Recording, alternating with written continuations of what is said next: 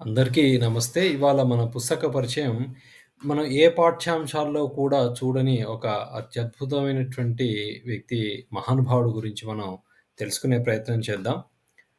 అది 13వ శతాబ్దం. ఉత్తర భారతదేశంలోని ప్రజలు ఖిల్జీ, తుగ్లక్ మరియు ఇతర ఢిల్లీ సుల్తాన్ల కబంధ హస్తాలలో పడరాని పాట్లు పడుతున్న సమయం. హిందూ రాజ్యాలు, రాజుల మధ్య ఐకమత్యం లోపించడం వల్ల సుల్తానులతో యుద్ధాలలో ఓడిపోవడమో, లేక వాళ్ళకి సామంతులుగా మారిపోవడమో జరిగినది. ఉత్తర భారతం నుంచి మెల్లగా దక్షిణ భారతం వైపు దాడులు చేయడం మొదలుపెట్టారు. శత్రు దుర్భేద్యమైనటువంటి కోటలు బీటలు వారాయి. ఆలయాలు ధ్వంసం కాబడ్డాయి. ప్రజలపైన బలవంతంగా మతాన్ని రుద్దడం జరిగింది. గ్రామాలు కొల్లగొట్టబడ్డాయి. సుల్తానుల సైన్యాలను అడ్డుకునేవారు సర్వశక్తులు ఒడ్డారు. కాకతీయ రాజు ప్రతాపరుద్రుడు సుమారు 25 సంవత్సరాలు ఢిల్లీ సుల్తాను సైన్యాలను నిలువరించాడు. ధర్మ పరిరక్షణ చేయవలసినటువంటి రాజులు అధర్ముల వంచన చేరడం వల్ల ఓటమిని అంగీకరించారు.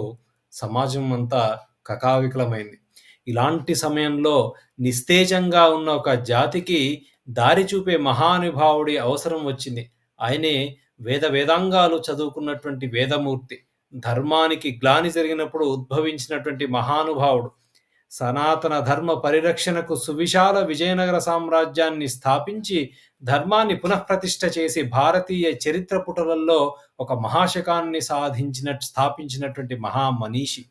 ఒక గృహస్థు సన్యాసిగా మారి శృంగేరి జగద్గురు పీఠం అధిరోహించిన క్రమం, మాధవుడు విద్యారణ్యుడిగా పరిణామం చెందిన విధానం, ఇదే వారి చరిత్రే విద్యారణ్య విజయం. వారే ప్రాతస్మరణీయులు. చరిత్రలో మరుగున పడ్డ పైన చెప్పుకున్న ఎన్నో విశేషాలను పరిశోధించి వెలికి తీశారు రచయిత వివి సుబ్రహ్మణ్యం గారు. అందరికీ సులువుగా అర్థం కావాలని, ఆసక్తిగా ఉండాలని నవలా ప్రక్రియను ఎంచుకున్నను చారిత్రక సత్యాలను విస్మరించకుండా రాశారు.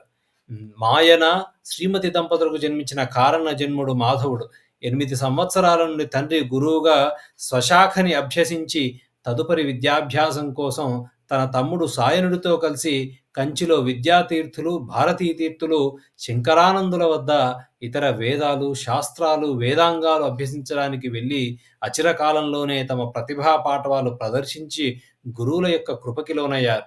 కంచిలో శంకరానందుల వద్ద వీరి సమకాలికులు వెంకటనాథుడు ఇద్దరు కలిసి తత్వశాస్త్రం నేర్చుకున్నారు. ఈ వెంకటనాథుడే తరువాత వేదాంత దీక్షితులుగా మారడం మనకు తెలుస్తుంది.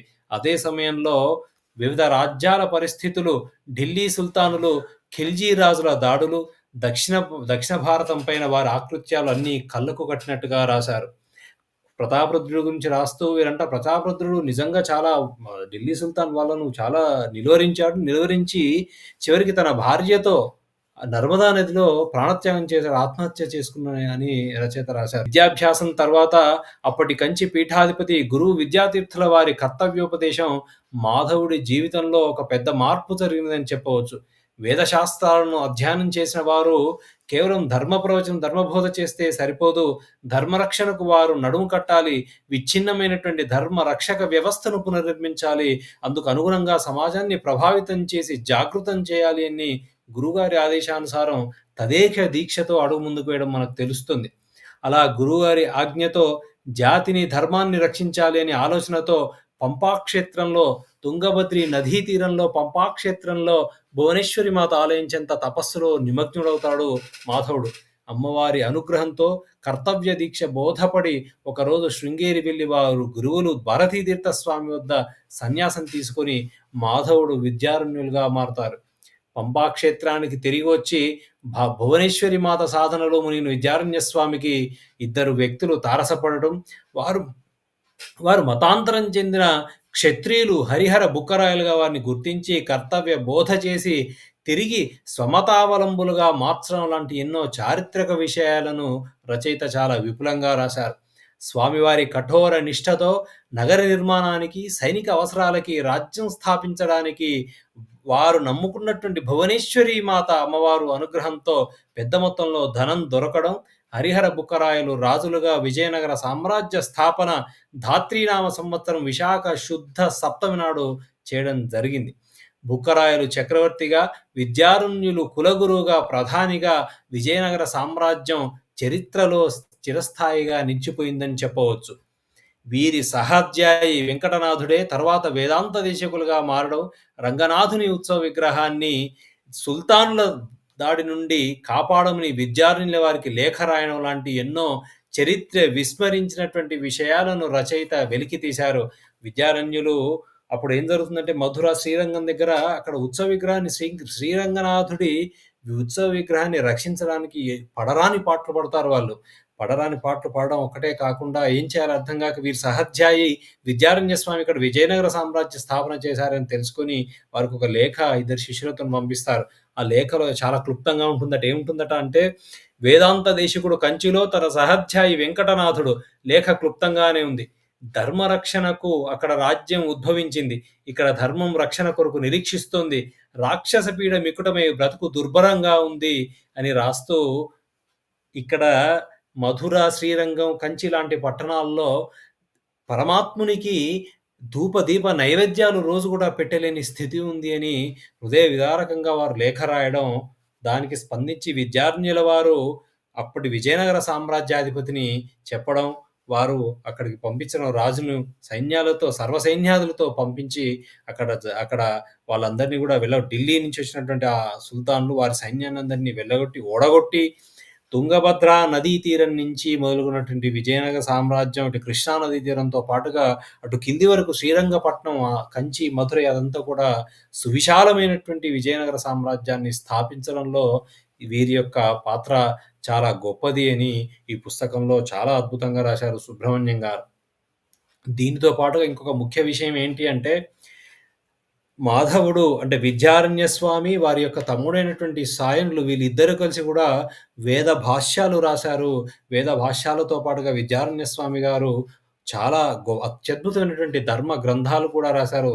ఉదాహరణకు కాలమాధవీయం అనుకుంటా, ఇంకొక పరాశర మాధవీయం అని ఇంకొక ధర్మ గ్రంథాన్ని రాశారు వీరు. దానితో పాటుగా శంకర విజయం అని పండిత లోకంలో అత్యంత ప్రామాణికమైనటువంటి గ్రంథం ఆదిశంకరులకు సంబంధించింది శంకర విజయం, విద్యారణ్య విరచితమైనటువంటి శంకర విజయమే అని మనకు లోకంలో తెలుస్తోంది. దీనితో పాటుగా చాలా ఎన్నో ముఖ్యమైనటువంటి ఉపయుక్తమైనటువంటి గ్రంథాలు కూడా వీరు రాశారు. వీటన్నిటి గురించి కూడా అక్కడక్కడ కొన్ని శ్లోకాలతో రచయిత సుబ్రహ్మణ్యం గారు రాసిన విధానం నిజంగా వారు చెప్పినటువంటి విధానం చాలా బాగుంది. చరిత్రలో సువర్ణాక్షరాలతో లిఖించదగ్గ ఘట్టం విజయనగర సామ్రాజ్య స్థాపన. ఇలాంటి అత్యద్భుతమైనటువంటి విషయాలను ఆసక్తికరమైనటువంటి సంభాషణలతో స్వచ్ఛమైనటువంటి తెలుగులో ఎన్నో మరుగున పడ్డ విషయాలను పుస్తక రూపంలో రాసినటువంటి రచయిత శ్రీ వివి సుబ్రహ్మణ్యం గారికి నిజంగా నా తరపు నుంచి ఒక పాఠకుడిగా నా తరపు నుంచి కృతజ్ఞతలు. ఇలాంటి ఒక ప్రాతస్మరణీయుడి గురించి అందరికీ తెలియజెప్పాలనేటువంటి రచయిత యొక్క ఆశయం మాత్రం చాలా గొప్పది అని నేను భావిస్తున్నాను. అందరం కూడా ఈ పుస్తకం చదివే ప్రయత్నం చేద్దాం. చివరిగా 2 వాక్యాలు విద్యారణ్య స్వామి గురించి రాస్తారు రచయిత. ఎంత బాగుంటాయో చూడండి. ఆ మహనీయుని బ్రాహ్మణ్యంలో దీనత్వం లేదు, ధీరత్వమే. ఆయన వైరాగ్యంలో తాటస్థ్యం లేదు, పౌరుష ప్రకాశమే. ఆయన వేదాంతం శుష్కాలాపం కాదు, దేశోన్నతి కారకమే. ఆయన సన్యాసలోకం పట్ల ఉపేక్ష కాదు, లోక కళ్యాణ సాధనకు దీక్ష. ఆయన చరిత్ర హిందువుల ధర్మాభిమానానికి, దేశాభిమానానికి స్ఫూర్తిదాయకం అని రాస్తూ, కొమ్మలి కొట్టివేయబడ్డటిని కల్పవృక్షం నశించిపోవడానికి సమ్మతించక మళ్ళీ చిగిర్చి కొమ్మలు రెమ్మలు వేసి మహోన్నతంగా ఎదిగి ఫలపుష్పభరితమై నిలిచినట్లు దక్షిణ భారతభూమి తనను ముంచెత్త వచ్చిన ఉపద్రవంలో పతనమైపోకుండా ప్రతిఘటించి నిలిచి తన వీరపుత్రుల యోగ్యత వల్ల పునరుత్థానం పొందింది ఈ పీఠాధిపతి అయినటువంటి విద్యారణ్యుల వల్ల రాస్తూ, ధర్మస్య విజయోస్తు అధర్మస్య నాశోస్తు విశ్వస్య కళ్యాణమస్తు ప్రాణీషు సద్భావనస్తు అని రచయిత ముగించడం చాలా బాగుంది. ఇలాంటి ఒక ప్రాతస్మరణీయుడి గురించి మన పాఠ్య పుస్తకాల్లో ఎక్కడా కూడా ఉండవు.